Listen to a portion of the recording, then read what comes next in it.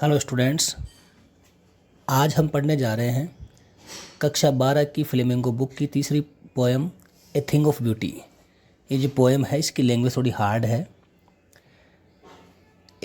A thing of beauty about the poet. कवि का नाम है John Keats. 1795 to 1821। John Keats का जो जीवन काल है वो 1795 से 1821 तक का था। वो आज ए ब्रिटिश रोमांटिक पोएट, वो एक ब्रिटिश रोमांटिक कवि थे। Although trained to be a surgeon, Keats decided to devote समर्पित होना himself whole to poetry। हालांकि वो एक शल्य चिकित्सक थे, लेकिन उन्होंने अपने आप को कविता के प्रति समर्पित करने का निश्चय किया। Keats' secret, his power to sway and delight the readers lies primarily in his gift for perceiving the world and living his moods and aspirations in terms of language। जो किट्स का जो राज था वो पाठकों को प्रभावित व प्रसन्न कर देने का एक राज था। उनकी दुनिया को अनुभव करने की प्रतिभा तथा अपनी मनोदशाओं तथा आकांक्षाओं को भाषा के रूप में जी लेने की जो क्षमता थी वो प्रशंसनीय थी। The following is an excerpt from his poem Endymion. ये जो एक नीचे अंश लिया गया है उनकी एक कविता है एंडीमियन, उसमें से लिया गया है। ए पोएटिक रोमांस, यह एक पोएटिक रोमांस है। The poem is based in on A Greek legend. ये जो कविता है ये एक ग्रीक पौराणिक कहानी है उस पर आधारित है।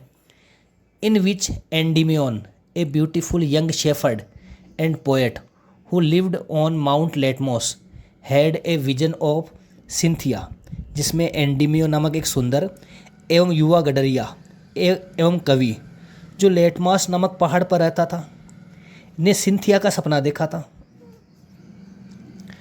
The enchanted youth revolves to seek her and out and so wandered away through the forest and down under the sea. जो मंत्रमुग्ध जो युवक था उसने जो सिंथिया थी चंद्रमा की देवी उसको तलाश करने का प्रण लिया था। इसके लिए वह जंगलों में भटकता रहा तथा समुद्र के नीचे गहराई तक जाकर के उनको ढूंढा। अब आगे देखेंगे पोएम।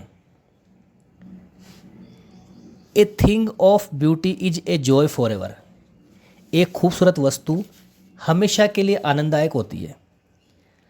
It's loveliness increases. इसकी खूबसूरती बढ़ती जाती है। It will never pass into nothingness. यह कभी भी ख़त्म नहीं होती है। But will keep a bower quiet for us. Bower का मतलब होता है लता मंडप, बल्कि हमारे लिए एक लता मंडप बना देती है, छायादार स्थल बना देती है। And A slip full of sweet dreams and health and quite breathing. तथा हमें मधुर सपनों भरी नींद, स्वस्थ एवं शांत सांस प्रदान करती है। There for on every morrow यानी मॉर्निंग आर वी रीडिंग गूंथना a flowery band to bind us to the earth. इसलिए हर सुबह हम पृथ्वी से जुड़े रहने के लिए फूलों के बंधन गूंथते हैं। स्पाइट ऑफ डेस्पोंडेंस बोलते हैं निराशा। Spite of despondence of the inhuman dearth अमानवीय कमी। ऑफ नोबल नेचर्स श्रेष्ठ लोग। ऑफ द ग्लूमी डेज यानी अंधकारमय दिन। Of all the unhealthy and over darkened ways made for over searching yes in spite of all. Some shape of beauty moves away the pall from over dark spirit. अब देखेंगे इसको। Spite of despondence संसार में निराशा। Of the inhuman dearth of noble natures श्रेष्ठ लोगों की अमानवीय कमियों के बावजूद। ऑफ द ग्लूमी डेज निराशा से भरे हुए दिनों के बावजूद। Of all unhealthy and over darkened ways सभी अस्वस्थ और अंधकार में रास्तों के बावजूद। मेड फॉर ओवर सर्चिंग जो हमारे भटकने के लिए बने हुए हैं। Yes in spite of all, हाँ इन सब के बावजूद। Some shape of beauty moves away the pall from over dark spirit. कोई सुंदर आकृति हमारे अंधेरी आत्मा पर से जो आवरण है उसको हटा देती है।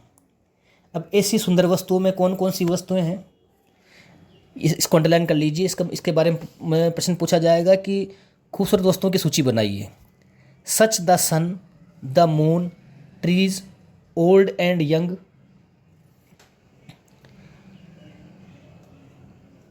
Sprouting a shady boon.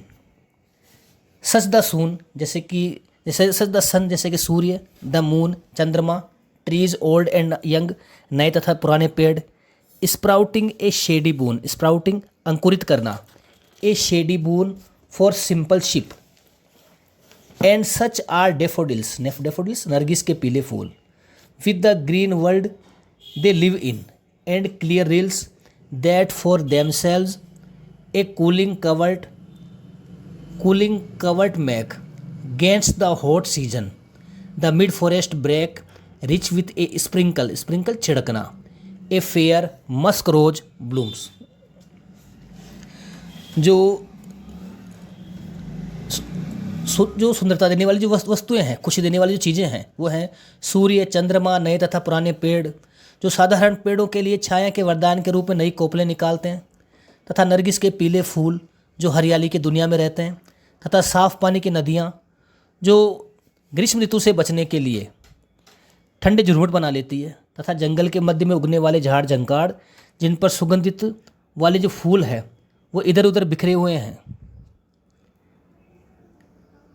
And और ऐसी सुंदर चीज़ों में है and such too is the grandeur of the dooms, grandeur बोलते हैं महिमा, डूम्स नियति, और ऐसी सुंदर चीज़ों में है उन मृतक शक्तिशाली वीरों की नियति। We have imagined for the mighty dead, and such too is the grandeur of the dooms we have imagined for the mighty dead।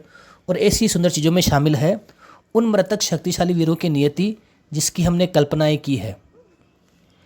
All lovely tales that we have heard or read, उनके बारे में जितनी भी सुंदर कहानियाँ हैं जो हमने सुनी है या पढ़ी है। An endless fountain of immortal drink pouring on to us from heaven's brink, ये सब अमृत का एक अनंत झरना है जो स्वर्ग के किनारे से बह करके आ रहा है।